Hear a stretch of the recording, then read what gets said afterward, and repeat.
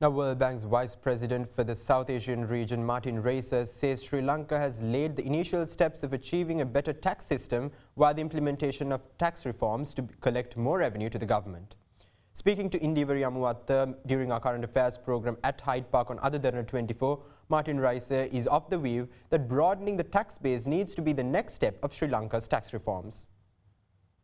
The tax reforms program, development partners as the ADB or even the IMF, especially the IMF, has been talking about Sri Lanka working towards a stringent mechanism where we improve our tax income revenues. Have we taken the right direction here? Well, I think the government should be complimented for having reversed some of the poorer decisions that were taken in the past. The tax rates were unnecessarily reduced, and that contributed to the crisis because the government didn't get the revenue to pay the bills and to pay the creditors. But a comprehensive tax reform cannot just rely on raising tax rates. You also need, and I think this is fundamental, you need to increase what economists call the tax base. You need to make sure that everybody pays taxes.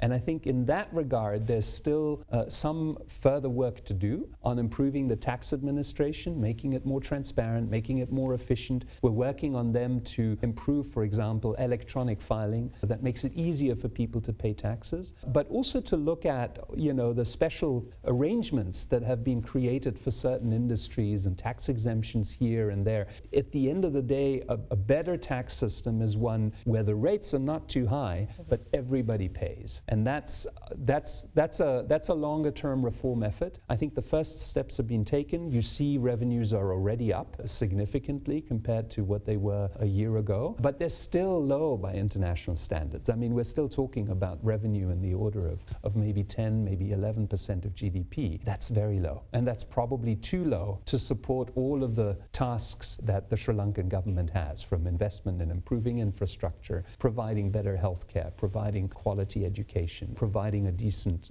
social assistance system. That requires resources at the end of the day. Yes, we also need to look at the rationalization of expenditures. We only spoke about the social welfare system so far, but there are other areas where there may be scope for further improvement in the targeting of expenditures. Those will also probably will have to be looked at. But coming back to the tax system, I think the next step is broadening the base.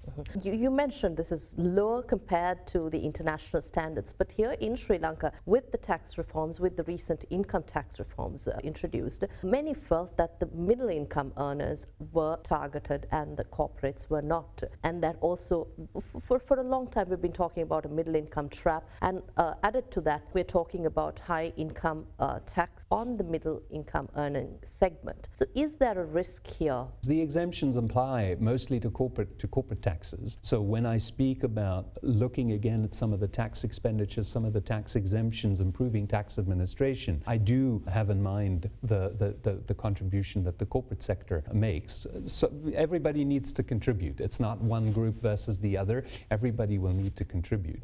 But it's also true that in most countries, at least when it comes to personal income taxes, the incidence, most of the tax income does happen to come from the middle classes. That is a reality that high income countries, middle income countries all face. Right.